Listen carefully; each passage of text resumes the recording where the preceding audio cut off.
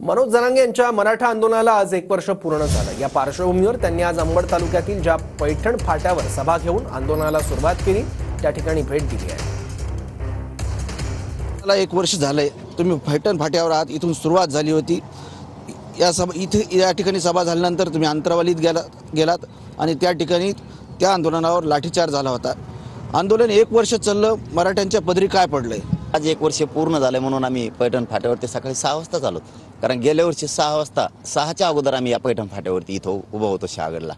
म्हणून आज आम्हाला पहिली आठवण कालच ती झाली की आपण जायचं फाट्यावर, कारण ज्या शहागडला आपण आंदोलन केलं होतं आणि तिथून अंतरवालीत गेलो होतो आपण, त्या आंदोलनाला 1 वर्ष पूर्ण होते ना। आपण जमिनीवर राहायचं, मागचे दिवस विसरायचे नाहीत। ज्या समाजाला उठाव करण्यासाठी जे आंदोलन झालं होतं, जो समाज एकजूट झाला, हेच आमच्यासाठी लय मोठं आहे। म्हणून या जागेवरती आज आम्ही आलोत आणि हे सगळं मराठा समाज एकत्र आलेला, जे काय आरक्षण मिळालं, जे पोरांचे प्रश्न मार्गी लागले, जे काय झालं असेल चांगलं, ते सगळं श्रेय आज माझ्या मराठा समाजाला देणार आहेत आम्ही।